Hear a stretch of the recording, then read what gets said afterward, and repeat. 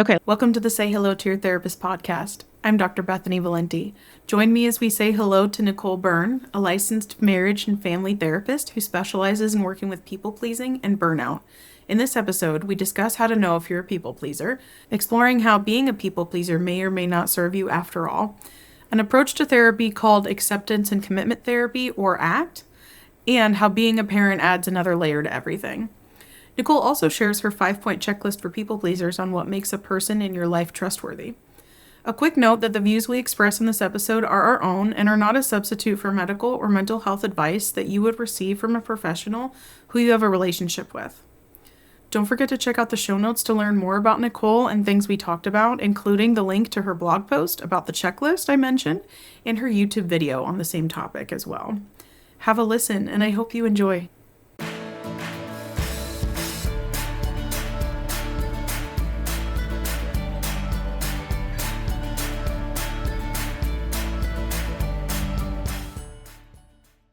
Welcome, Nicole, to the podcast. Thank you. I am so thrilled to be here. I'm so thrilled to have you. I am excited for our conversation today.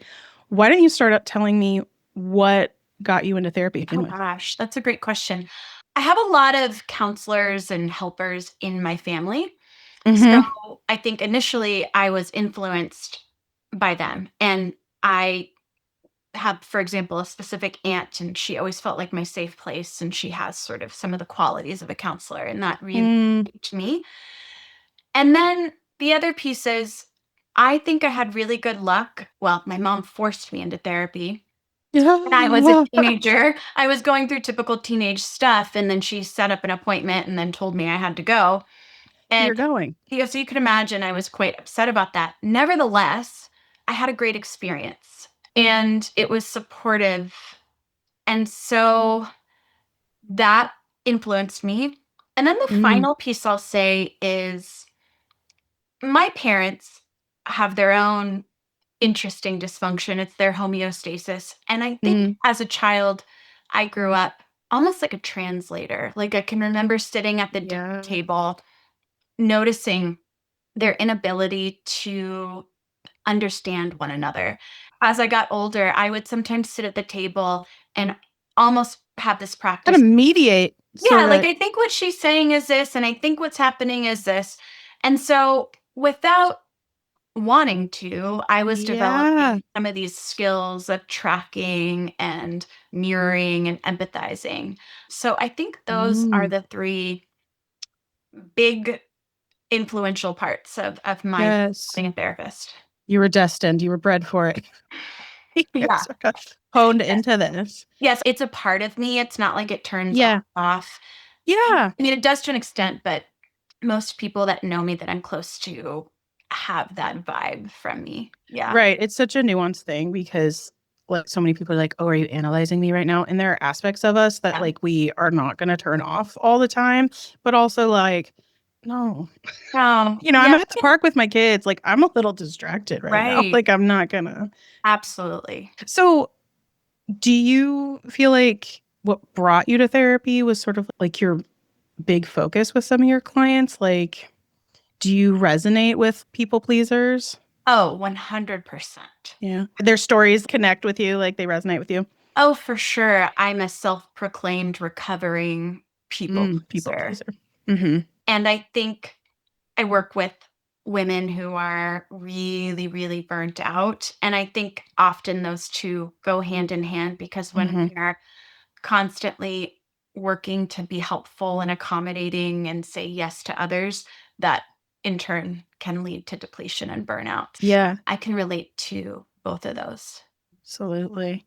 So when did you start kind of working with people pleasers? Like when did you realize this is kind of a thing? These are my people that I want to work with? It was a progression because when I first started working, I worked in community mental health. And I was working a lot with parents and children and families.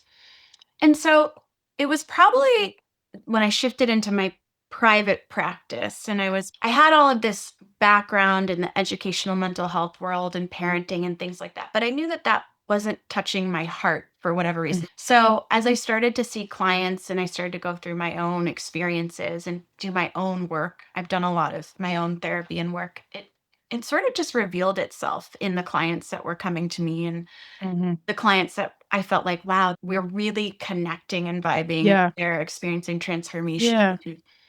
It feels very Mhm. magnetic. Yeah, and then it just led me to the type of training that I was doing. Mhm. Yeah. Yeah, that's amazing. How do you define a people pleaser? Are your clients ever like, "What do you mean I'm not a people pleaser?" And you're like, "Well, let's talk about what that means." Like, Yeah, I know it can sort of sometimes I do feel a little hesitation around that term because I the don't like verbiage. to box people in. And that's I think that's a really good question. I think that I define a people pleaser. Well, I want to start with the good parts. They are incredibly sensitive and attuned to others. And generally, they value being of service, which is a Mhm. great value. Mhm. The Mhm. problem is it can become unbalanced such that they're no longer serving themselves and their Mhm. needs. So, a real love and compassion for others.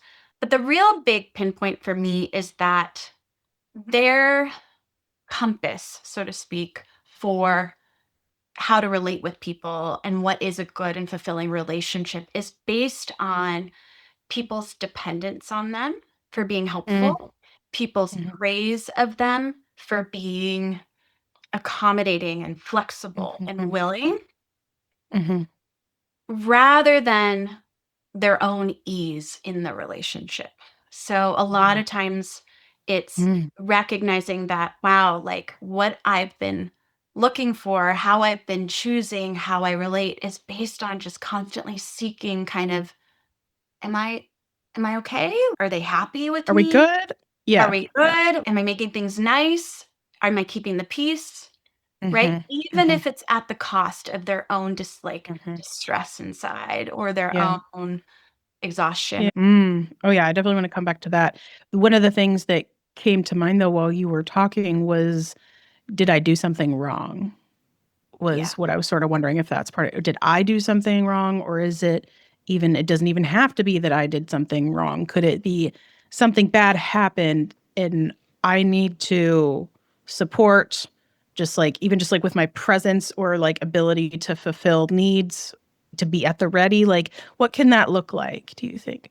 That you nailed it. There's a lot of uncovering, like, what is your mind saying? Mm, And mhm, a person seems to be a little disappointed, or mhm, you set a boundary, and what does your mind often say? And a lot of it mhm, is, it's all my fault.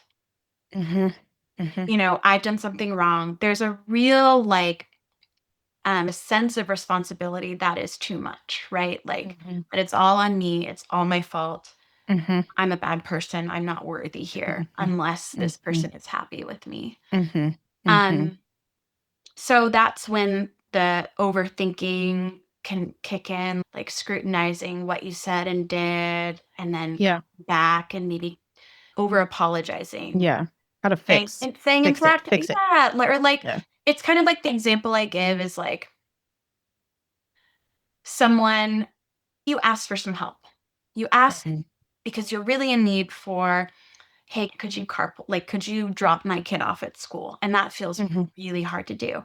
And then in order to make up for it, you bake this person cookies, right? Mm. Because it's so uncomfortable like that. You said no? Because you asked for help. Because, 'Cause you asked for help. Okay, okay. I flipped the script. yeah, Sorry. It's the person asking, not, like, saying no to the picking up thing. either. So, Both are hard. fair, fair. Yeah. But the example you were giving was, like, I'm having to ask somebody for something. Like, Ugh, that's hugely vulnerable right. of, and if I can avoid asking people for something at all costs most of the time, I'm going to, Mhm. but if I have, I'm gonna try and really show my appreciation to make sure that they know. Yes, I'm going to make up for it because my Mhm, guilt is so, so big. I feel like I'm such a burden by asking mhm, this mom if she can drop my son off at school, that I'm gonna go and make a batch of cookies and bring them to her mhm, out of mhm, appreciation, mhm, right? That's a mhm. very typical behavior. You see that a lot, Yeah. like, with, because you do people pleasing, but it's a lot of times, like, women with middle age, right? Like, that's kinda the Yeah, yeah, women with middle age. Sorry. Women in middle age time frame, which I think starts at 35 to 60. Was that Sure. okay? Sure. I would say 30s, 40s is 30s, 40s. typical. I do have a lot who are moms who have really high expectations of themselves, who seem really put together, Yeah. take on a lot. They're Yeah. kind of like the manager of their family, and they take on that role of just being full-time Mhm. manager, whether that be of emotions, of schedules, Yeah. of tasks. Yeah. Mhm. Do you find that some people don't realize that they're people pleasers until they become moms or parents? Yeah, I think so because a lot of people end up finally kind of crashing and burning Mhm. at That's some because point in motherhood. because that's where you're gonna get spread so thin Yeah, for sure. in ways that we don't expect. Yeah, I think that people come to me in two different phases of life. Mm, Sometimes it shows up after some type of ending of a relationship okay. or some real unhappiness in a relationship that's leading this person to think like, what's happening here? Yeah, what's wrong with me? What have I done? Yeah. Whether that's, what did I do to this relationship or what did I do to attract this? Mhm. Okay, Yeah, those are the things that I exactly. see with some of my people, yeah. Right. Or Yeah. sometimes people are just like, I don't really know what's happening, but things feel off and I Ooh, cannot okay. figure it out. Yes, Like, I just things don't feel I'm starting to feel overwhelmed and I'm not like feeling like I usually feel. So there's that. And then mm, a lot of time, yeah, like you said, moms who already had these patterns mhm, ingrained in them and then take on motherhood, which is just incredibly demanding and mhm, monotonous and laborious and all of those things. And so then it's just mhm. like, yeah. Yeah, yeah. Familiar. Yes. Yes. How old are your kids? Mom. Yeah, there it is. I have one that's almost 2 and one that's 4.5. We are So almost the same.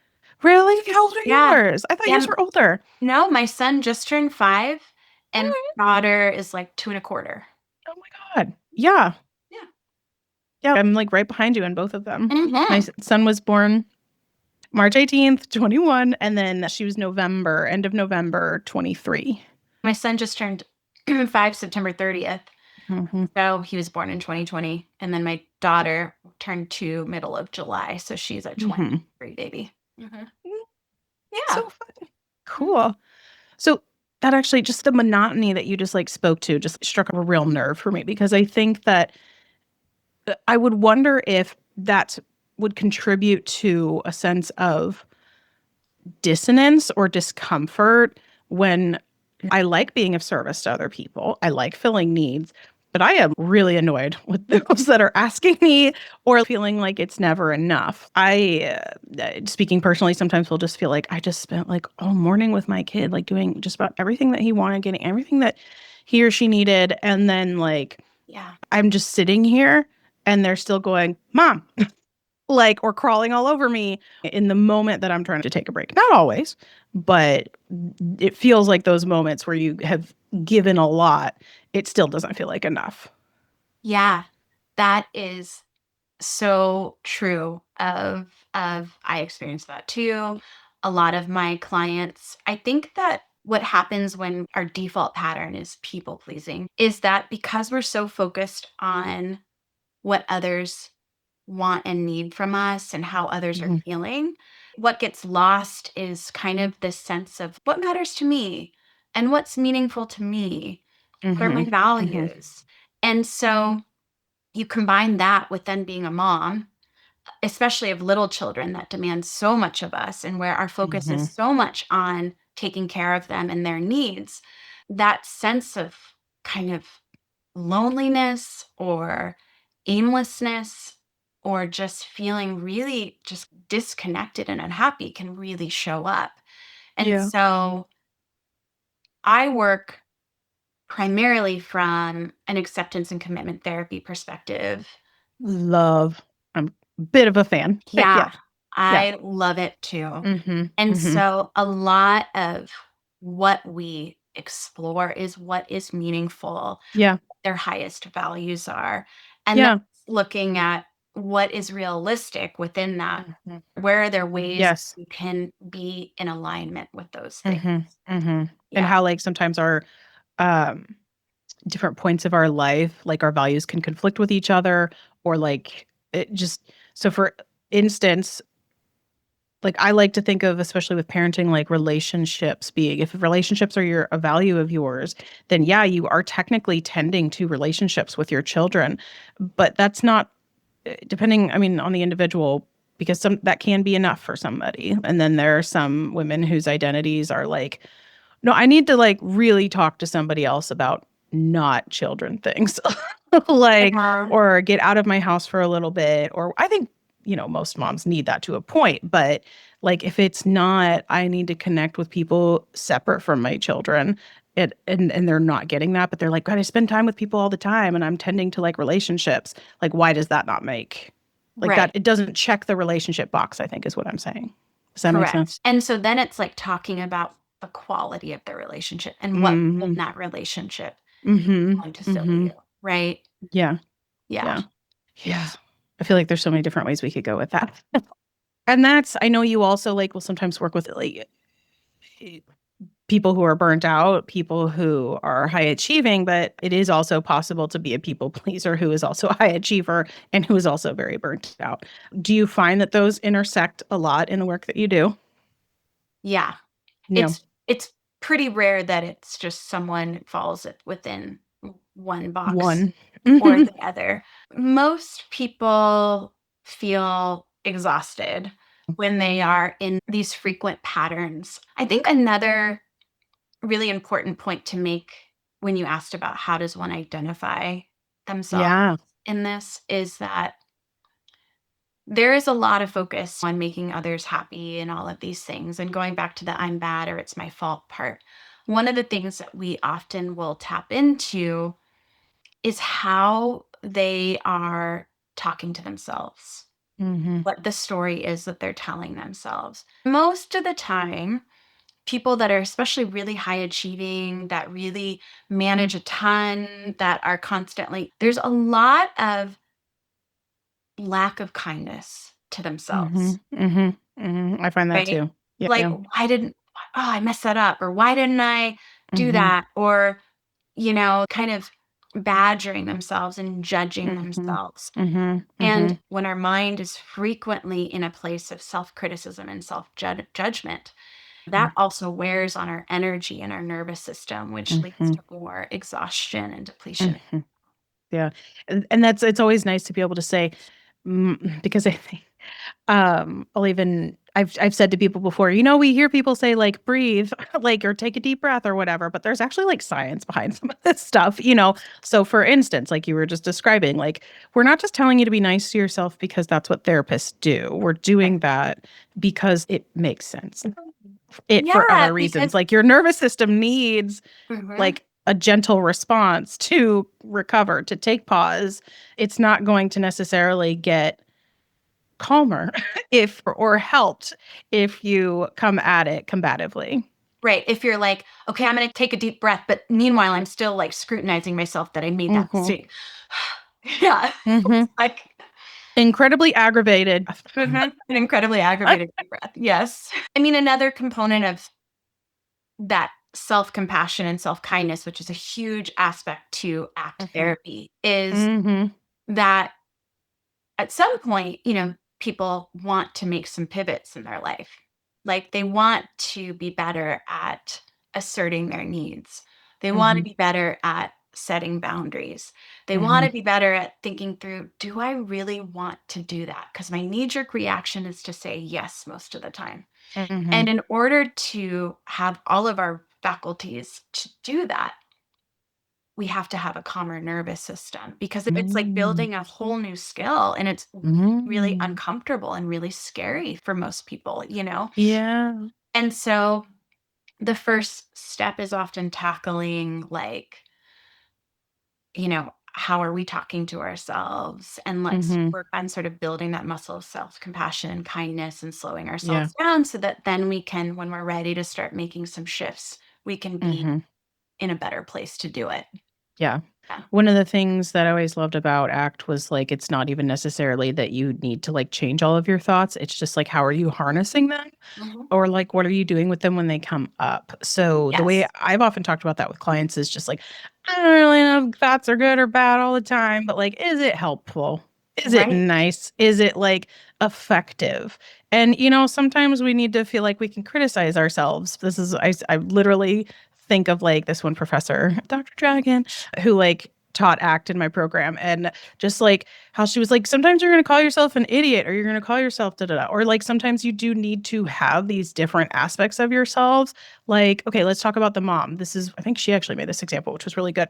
But I picture even my own mom, who I do feel like was a very kind, giving person, could be very people pleasing. But when it came to her children, like she literally could like tear you down so fast. Like, but was that necessarily nice?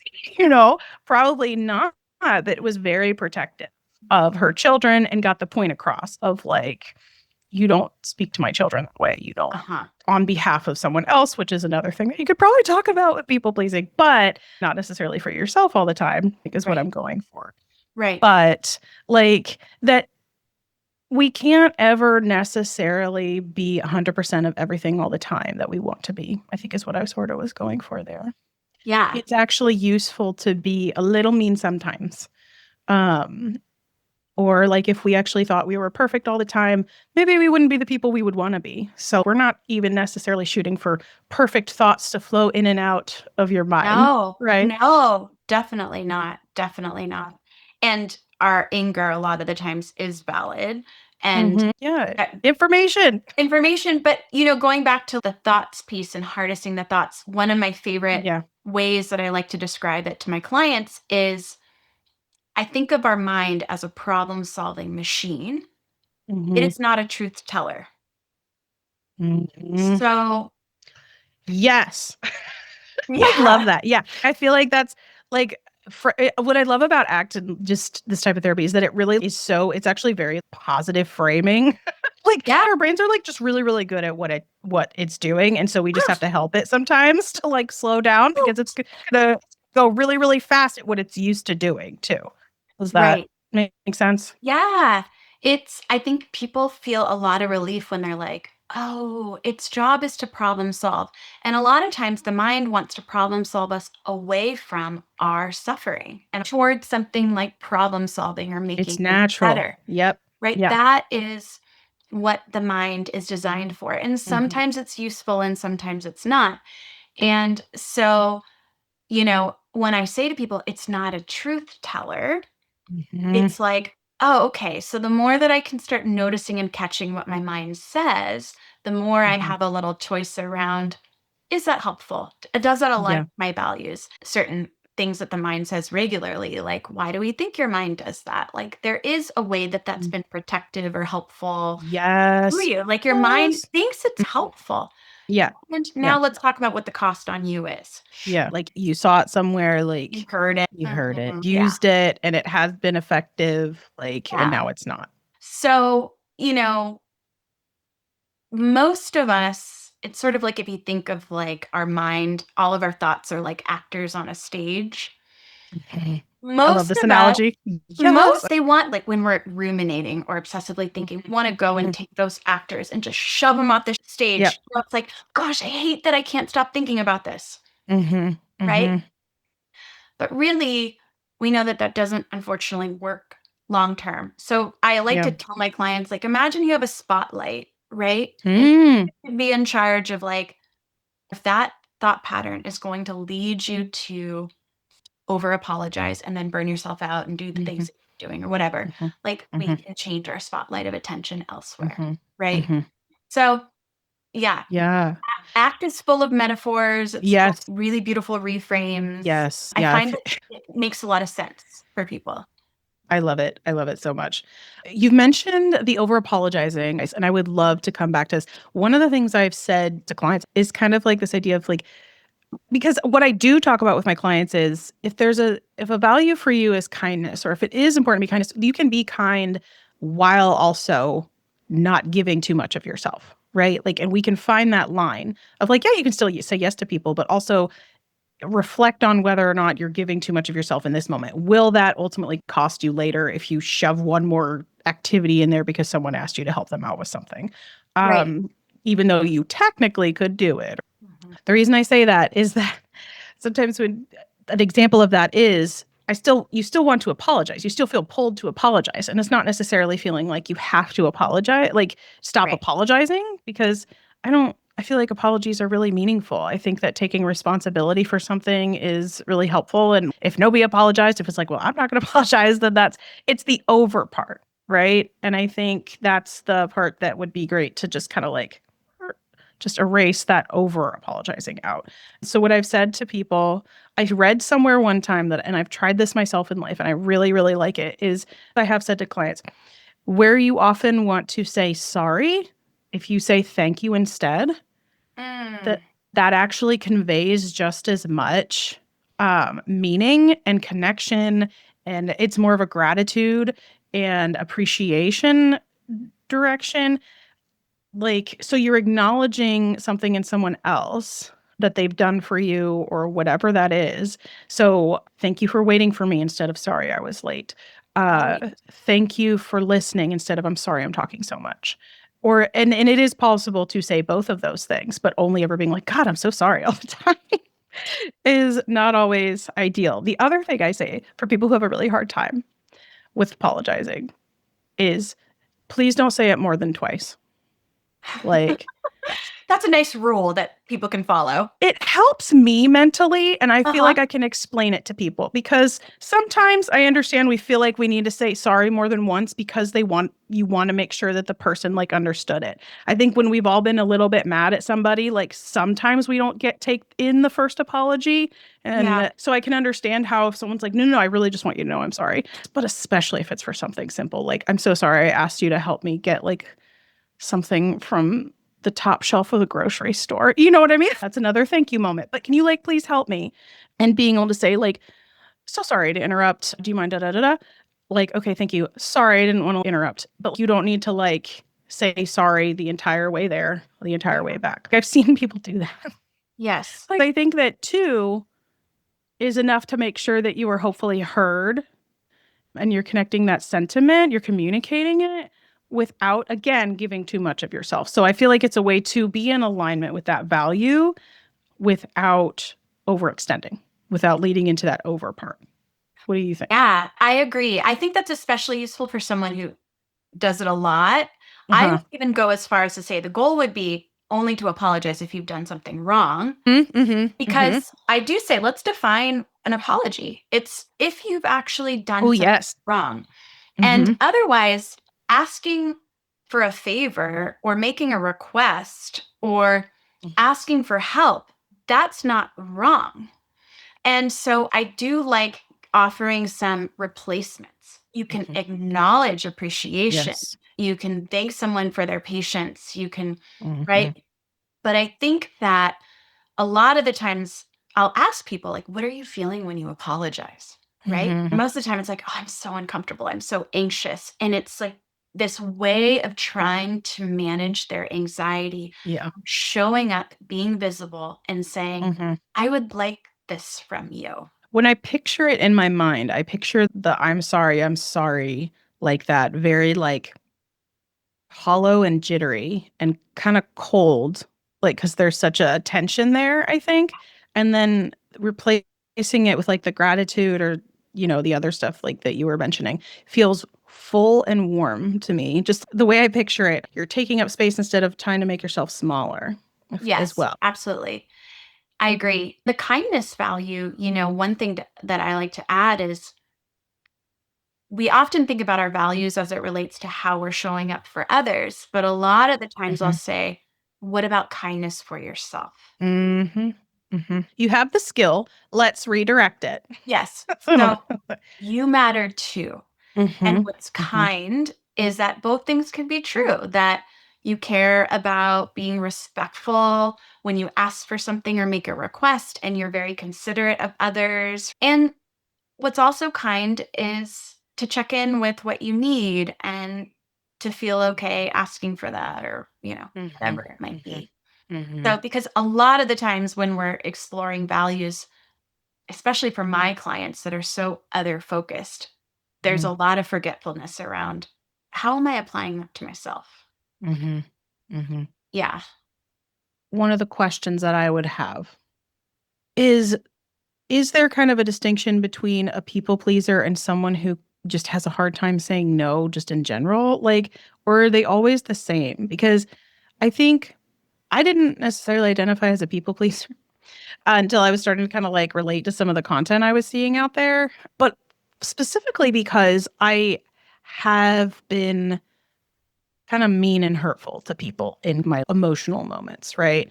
And I don't connect that with a people pleaser caricature in my mind, if that makes sense. Mhm. So then someone that I knew who had been hurtful to me in the past described themselves as a people pleaser. And I was like, what? Like, so it was really hard for me to put the two together. And I was refusing to see myself that way because I know that I had been hurtful to a friend of mine at least once, and we had had a conflict around it. We repaired, we did all this stuff. And so I just really, when I was seeing this stuff about like, oh, people pleasers, I don't think that's me. But then I was reflecting on this and I asked my husband, do you think I'm a people pleaser? I didn't even get the question out. He was like, yes. Like, but Yeah. I'm not nice all the time. Yeah, I think that that's probably I think that it's true that what I see is there's kind of 2 tracks for people pleasing. Like, people pleasing is more about, like, the pattern of pleasing others in spite of your own Mhm, needs and, like, mhm, you know, mhm. overly accommodating and all of those things, but I think 2 things can happen when you get to a place of not listening to or getting your needs met or exhausting Mhm. yourself. That resentment and distress builds, and that Yes. can be internalized, Yeah, yeah. right? Or it can be externalized, or it's Mhm, sometimes mhm, both, right? So mhm. maybe for you, it can look like these passive aggressive moments where you're like, Yes. gosh, I wish I wouldn't have said that, or Yes. Yeah. right, you've been holding something in, or and for some people, for You really kinda hit that on the head, by the way. right, I'm just That taking a feels wild very guess. much accurate. Yeah. Job Yeah, job therapist. right. Something like that. Or it could be, yeah, internalized. And maybe most people see this person as nice, but they're, not doing a good job of really taking care of themselves. And they're quite depressed and feeling very lonely and isolated. Yeah. And it's Like, splitting. just bad boundaries around Yeah. certain things. Yeah. Yeah. So, no, I don't think people pleasing means you're always nice. I do think there is frequently back to kindness. One of the things I'll often distinguish from my clients is the difference between kindness versus being nice, because I think a lot of times being nice is sort of like making sure everyone's okay, like saying Yeah. nice things, not wanting to ruffle Yes. any feathers. I'll often give an example of, imagine that I have lipstick all over my teeth, Mhm. and colleague one sees me and she's like, I'm going to be really nice. I'm going to pretend like I don't see it. I'm not going to tell her. I don't want to embarrass her, right? Like, that seems really nice. Colleague number 2, who really values kindness, says, Nicole has a bunch of meetings after this and she's going to be talking to a lot of people, and I bet you, even if it's uncomfortable in this moment, and even if she feels a little embarrassed for me to share with her that she has lipstick on her teeth, I think that she is going to appreciate that she takes care of this now and doesn't have Mhm. hours more of Doesn't find out about it forever from now. Yeah. right. True. And Yeah. there's a lot of bravery in that. Mhm. Mhm. So, I think that is often really helpful in thinking about, like, are you willing to tolerate your Yeah. own discomfort in Yeah. the name of being really kind or being in whatever value it is, right? Because being nice sometimes is about, I don't want to tolerate the discomfort. Yeah. Yeah. That is such a powerful distinction. Did you ever read the book? Did you ever read the book? I think it's the Irregular Society for some kind of witches or whatever. No, but should I?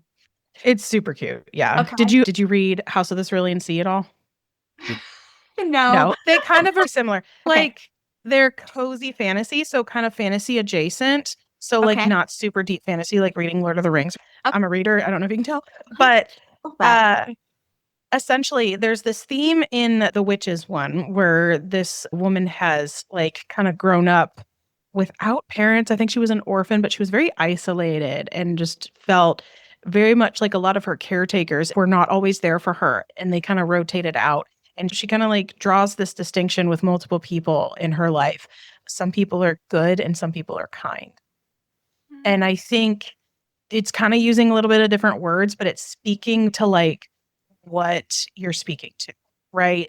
Yeah. Like, we can be nice. We can be, in that case, this was like, I think, set in like the UK. So it's like, I don't think they use nice in the same way that we do, that the way they were speaking. So, like, I think in that context, it was like the nice is kind and the kindness that you were speaking to, like the way she was talking about was good. So to Yeah. her, it was like, yeah, I had some caretakers that were nice to me, but they also left me and never spoke to me again.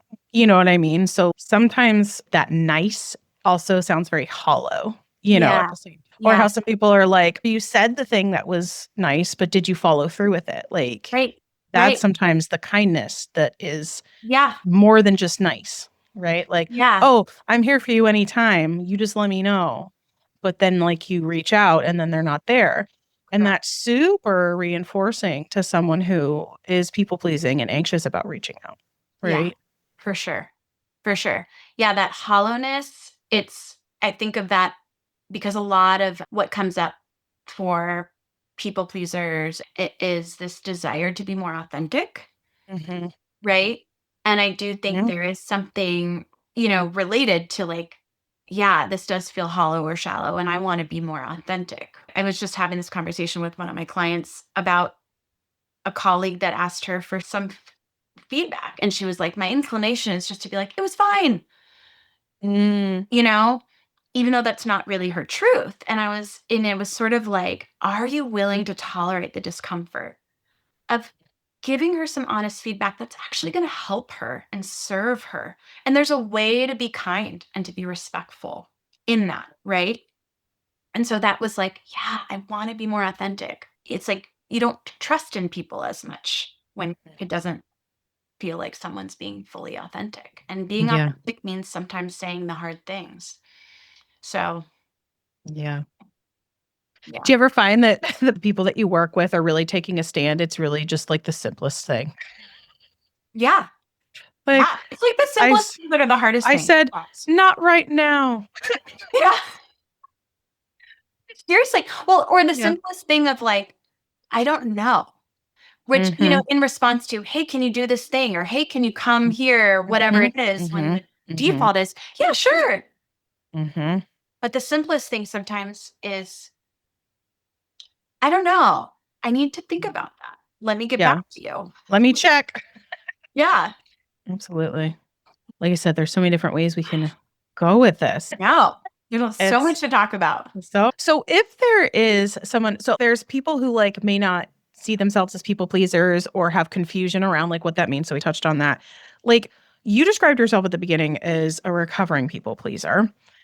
What is it like to like be in recovery? Like, is that is there anything that it looks different, that the work that you're doing is different? Yeah. Well, I still fall into my patterns, but Mhm. really what it Mhm. looks like is I think that I'm more observant and able to look at people objectively, and I'm more Mm. comfortable making space for myself. Mhm. So, a lot of times when I've worked with people and maybe we've unraveled some of their patterns and they have a better sense of themselves and the reason that they do the things that they do and how it's not working for them, and they're ready to start pivoting and doing things a little bit differently.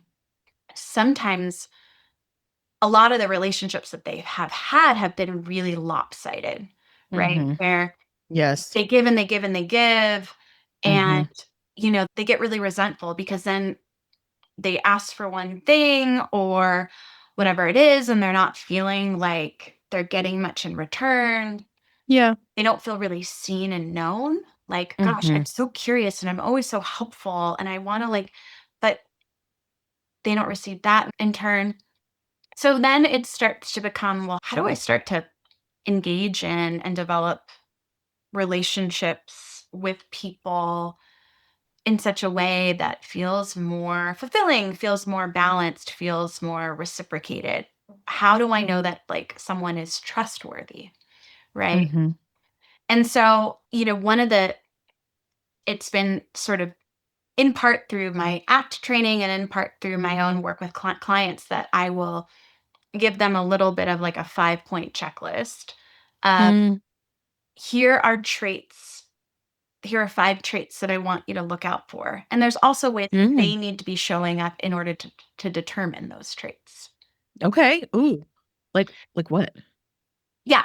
So the first trait, and these are going to seem like they're obvious, right? But it's helpful, I think, when you can almost have them on paper or something.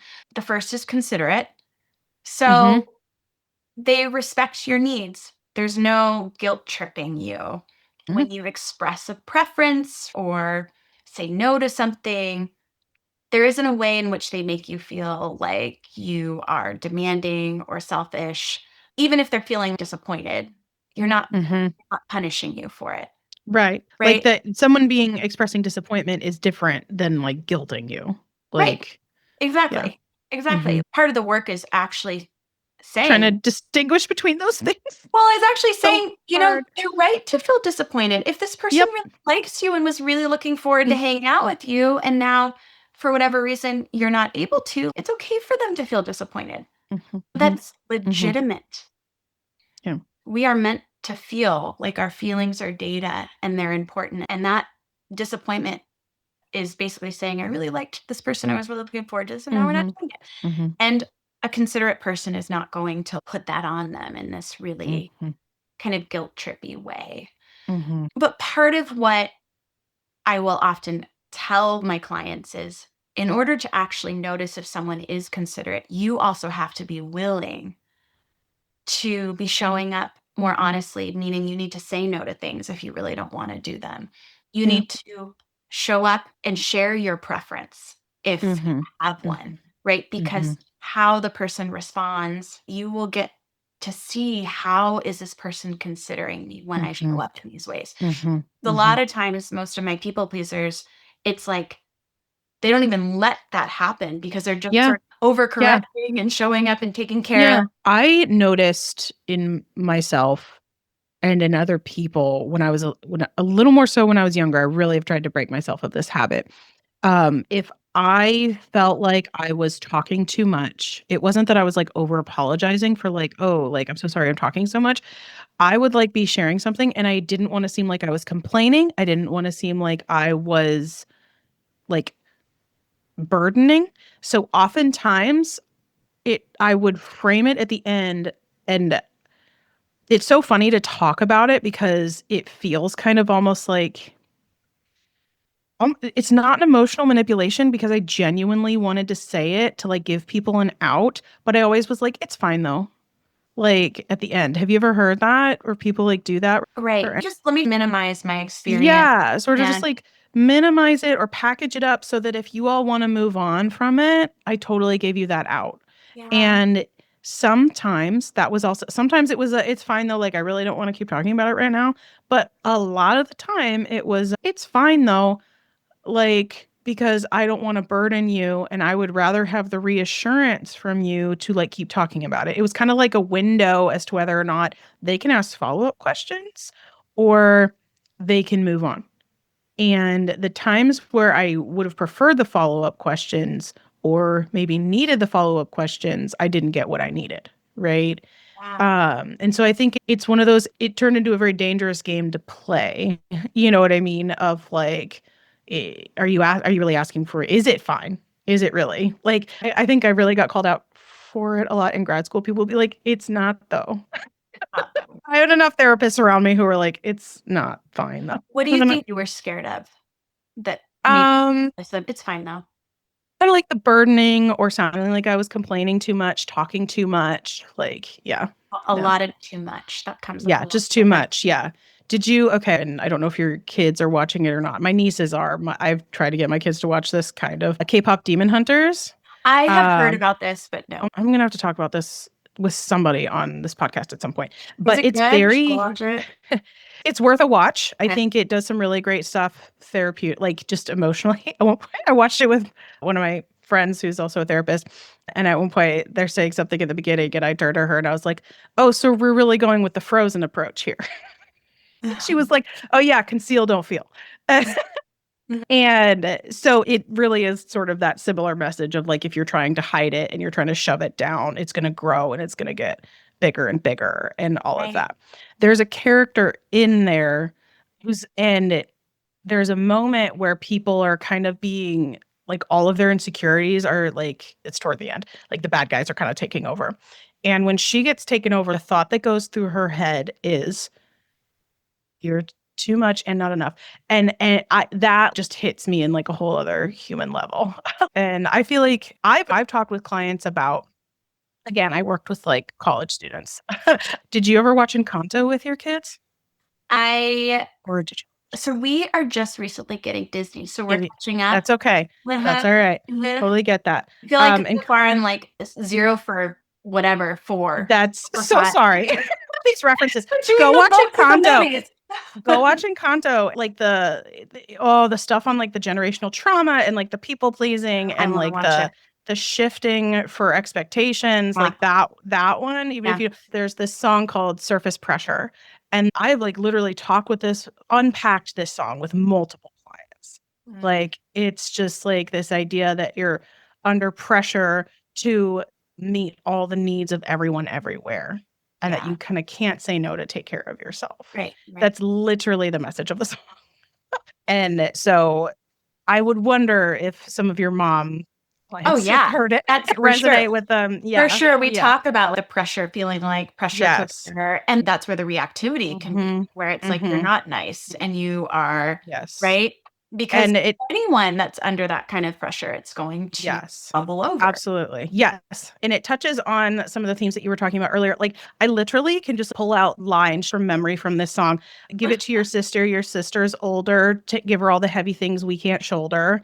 Like it touches, was that the role that you were given? Kind of like what we were talking about at the beginning. Give it to her. She's your sister's stronger. See if she can hang on a little longer. Who am I if I can't carry the ball?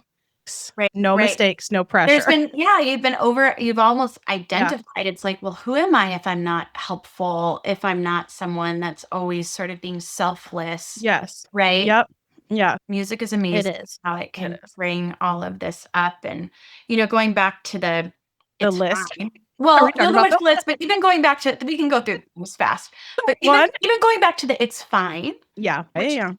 Which is very common. There's a lot of, but I'm okay, or let's move on, or all those ways that we can kind of minimize our experience. What ends up happening, because you said it, you were like, there were times where I really wanted people to ask me questions and follow up. I was really needing the support.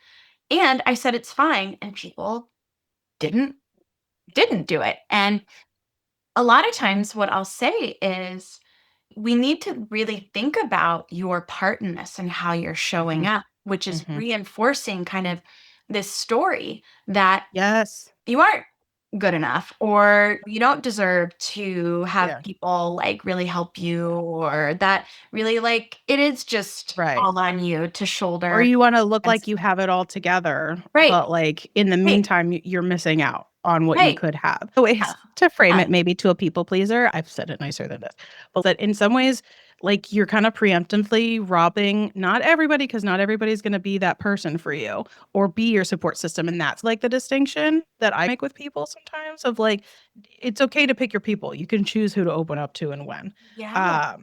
But one of the things is that if you shut down everybody, first off, you don't get to find out who those people are very well. And two, you're kind of like taking the opportunity away from them to get to know you better. Absolutely. It's a loss. So there is, go back to your list. So going back to your list, these are things to look for, but there's a lot of always thinking about what's my part in this.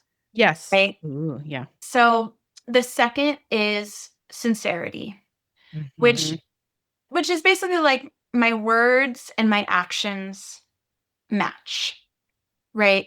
So if they promise or say they're going to do something, they do.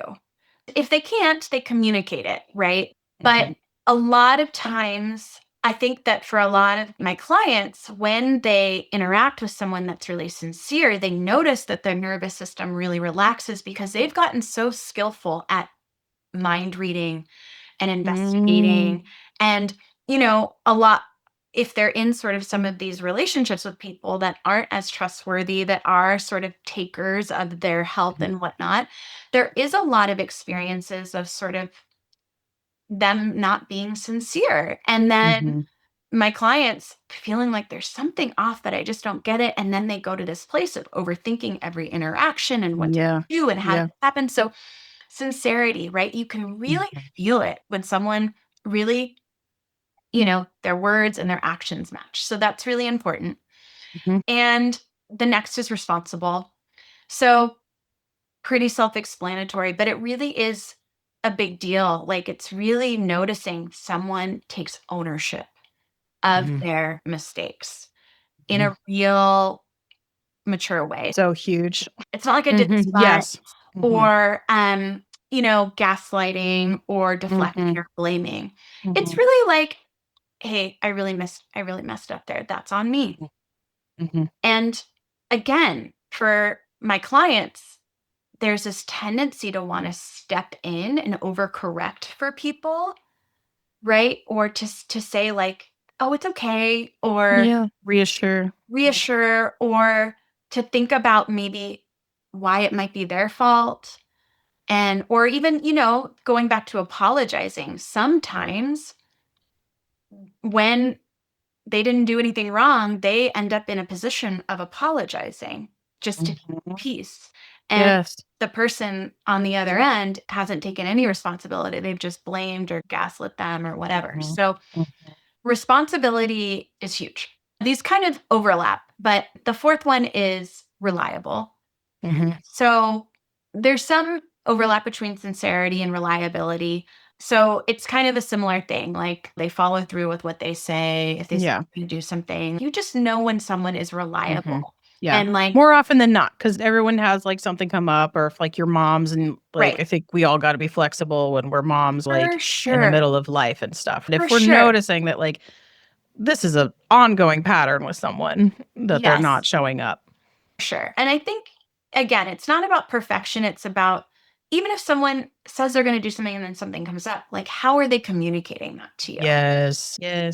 I totally agree. Yep. Yeah. So then the last one is competent. And I think there's a lot of pieces to this, right? Yeah. But I think of competency in terms of like a person's ability to manage their emotional life to an extent, right? Like we all want and need support and we all want to share. But, it goes back to the person that feels disappointed, right? A competent person knows that their disappointment is warranted and simultaneously respects and appreciate the other person and their needs and isn't going to guilt trip them. Yeah. They're also not someone who's like just constantly dumping on you and essentially making you their unpaid therapist or, just sort of like roping you into always fixing and taking care of them and all of these types of things. Right. So those are the 5 top ones that I will often just review and really work on. Let's just with every interaction, with every boundary you set, with every ask you have, as you're pausing and slowing down, I want us to objectively be looking at these characteristics, right? Again, it's not perfection. A trustworthy person will mostly exhibit these for the most part. Right. And it's kind of touch points. It's almost like looking for green flags in a way. Exactly. The thing about ACT is it's a lot less about reducing symptoms and it's a lot more about what you want to move towards. Yes. Yep. And similarly here, let's just keep our eyes out for red flags and let's talk about looking for these green flags, right? And observing and being curious about those. Yeah. So. Oh, I love that. Thank you so much for sharing it. We'll definitely want to put a plug for that here in a minute. Can people get that? from somewhere? Yeah, I write a lot of blogs. So Mm. it's on my website, which is counselingwithnicole.com. And one of my blogs, it's called Is This Person Trustworthy? A 5-point Ooh, checklist for people pleasers. title. Yeah. And I also have a video about it on YouTube if people prefer video. Oh, So okay. I'll make sure to link those. Are you ready for our wrap-up questions? yes, Okay. So, where are you licensed? I'm licensed in California and Nevada. Nevada. Do you currently have openings? I do have openings. Okay. And the next one's about theoretical orientation. We pretty much have said acceptance and commitment therapy. Yeah. A lot of shout outs. Yes, I think we've covered that. I'm also trained in EMDR and Okay. flash technique. So Sorry, did you say floss? it's called flash technique. Flash. Okay. I said floss. Yeah. Okay. It's another trauma processing Okay. based therapy. Oh. It's a little less intense than EMDR, Okay. and it can be just as effective. So Okay. I might want to have you back so we can talk about that. yeah. Sounds interesting. Mhm. Do you take insurance? No, I No. do not Okay. take insurance. And what is your current fee? My current fee is $250 $250? for Okay. 50-minute sessions. For 50. And are you online or in person or both? I am exclusively online right now. Yeah. I mean, I live that life, so I'm right there with you. Yeah. What do you like to nerd out about? I mean, I love to nerd out about all the things we talked about today. Yeah. Sometimes it's like, oh my gosh, I need to stop. You mean what didn't just see us do in real time? Yeah. Yeah. It's actually bad. Like, I need to find something that's like separate from this, but this truly is my passion. I'm always reading books that are related to my growth in therapy and psychology and relational type stuff. I recognize that it would probably be good for me to have some other outlets and whatnot. But I love, right now, meals feel like more of a chore. But normally Yeah. speaking, I'm like, I Yeah. love reading recipes. I Mhm. love reading restaurant reviews and trying Yeah. food. And like that Yeah. is Foodie stuff is what I'm hearing. Yeah. foodie stuff. Foodie stuff. I Foodie love stuff. that too. Yeah, That's, this phase of life with the littles makes it really, really hard. yes, Yep. it sure does. I made a quiche a few months ago, and it was like the first time I had cooked, and it was like wonderful. But I was like, we'll see when I do this ever again. Yeah. You know. Yeah. I recognize my limits, as a recovering like people pleaser around more things to take on and take care of, given that my kids are in the phase of life that they're in. But I dream of having a garden with more like food, growing more food, and I just know. I love all of that type of thing. Yeah. Yeah. Yeah. I have like a Pinterest board with those different ways of home gardening and stuff like that. It's just all sitting there if I ever wanted to do it. Yes. Mm-hmm. So, do you have any pets? No, I don't have any No. pets. I grew up with 2 parrots. That's cool. It is cool, though I do not recommend them as pets. Mm. I don't actually think that they should be. However, Yeah. speaking of demanding, they Yeah. are very Yeah. social. They're very social. They're never alone. They live Mhm. for life with one partner. And so Mhm. I saw the demands of them growing up, and Yeah. they were destroying parts of the house, Yep. like that. And so, yeah, I just have a fair amount of boundaries right now around Yeah. like my capacity, but I do love animals and I could see it at some point. Yeah, at some point.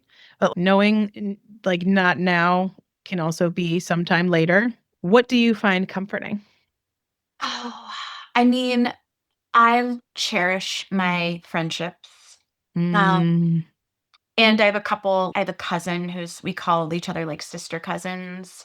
I love it. Relationship for me is there's a lot of comfort. I just really, really love some of those, especially like a walk and a talk. Coffee is comforting. Ice cream. Going back to my Yeah, food. my next question was going to be coffee or tea. So Oh, I'm getting coffee. yeah, but I think like being outside, Mhm. just comfort. Yeah, when I think about just walking and being outside and where I live Mhm. now, it's like the sound of the birds is incredible. There's a lot of birding here, so I find that Mm. Yeah, That's my super bed. cool. That's comforting. Bed, yes, bed. Uh-huh. And you can always come back to bed. That just total side note. I have not watched this, but there's this show on Netflix called The Resident about a murder that happens in the White House. A friend of mine told me about it. Apparently, like the detective that like comes in to solve the crime is into birding. Oh, really? It's a thing. It's totally a thing. There's also a movie with Steve Martin and Jack Black and Luke Wilson called The Big Year. It's about competitive bird watching. It's a little older and I don't think it's as mainstream, but I watched it years ago and it's just charming. It's adorable. You are very up to date on books. I am absolutely not. The amount of stuff that I actually don't know. See, as you noticed, I said there's this thing called The Resident, and I'm aware of it because my friend watched it. I Well, managed to keep up with my friends. yeah, They yeah. tell me Yeah. what's going on.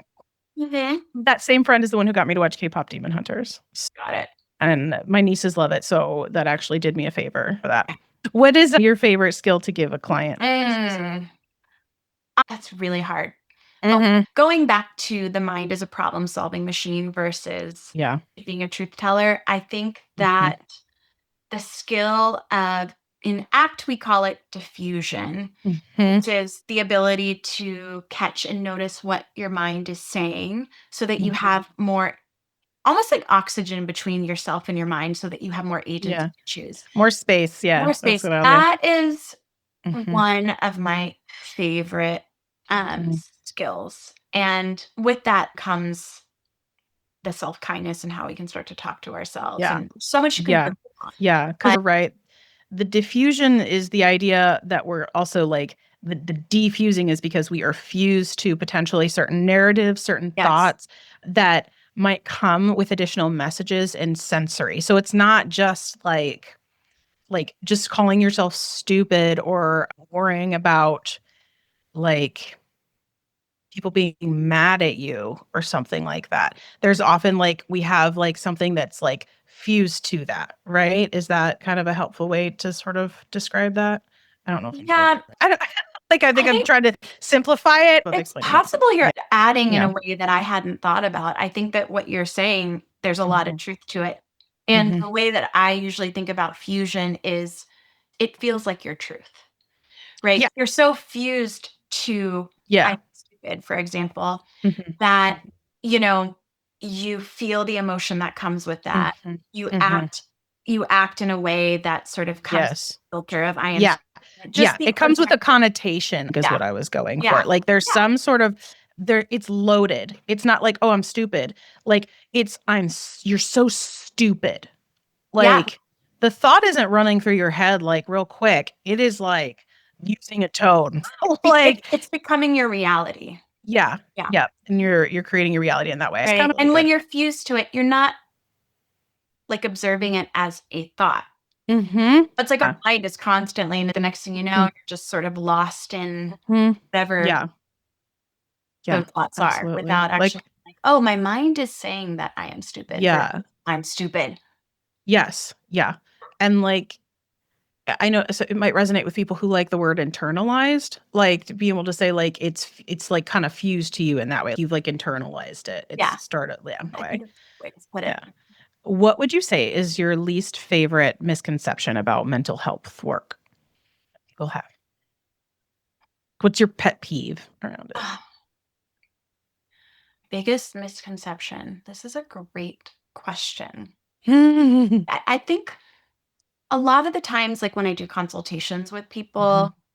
therapy can be very much viewed from this is just about developing skills to just make me feel less of this or make this go Mhm. away.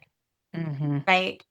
So I think that oftentimes there's hope that it's a quick fix. There's hope that I'm going to wave a magic wand and I'm going to give them all of these things to do, and they're no longer going to feel depleted or anxious Yeah. or depressed.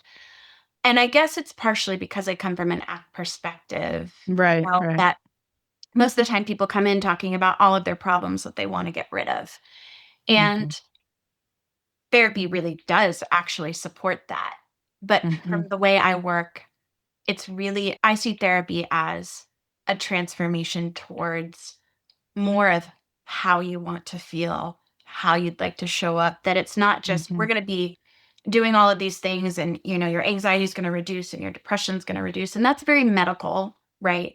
But actually we're going to be taking some deep look at sort of what are the underpinnings of that and what are some of the patterns, what hooks you into those thought patterns or those behaviors that keep you feeling really depleted or unfulfilled. Like we want to understand what your hooks are, right? And then we want to really look at if you value connection or if you value this or you want to feel more ease, right?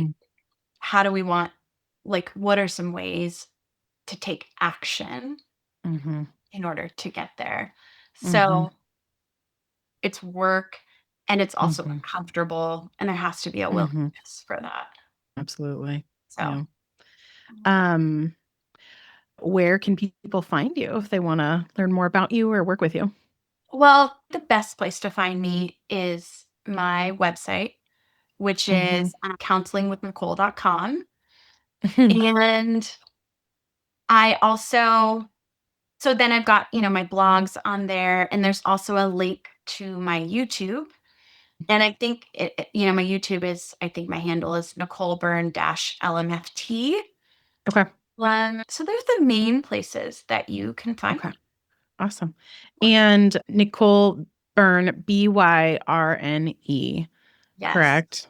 Yes. Like, can you say it? You said it earlier. I'm dying. Can you Like say it? burnout. Yeah, Like pronounce it. if you're wondering how to pronounce my last name, you can just think about one of the things that we talked about today, which is burnout. And Yes. that is just a funny coincidence. Yes, we were talking off mic about it before we got started, and she said that, and I about lost it because I thought it was the best. Yeah. So we had to put it I never somewhere. appreciated my last name so much. I should never appreciate it so much. Yes. No, I'll take those gifts that we get. Thank you so much, Nicole. It's been such a great time with you. Bethany, this has been so great.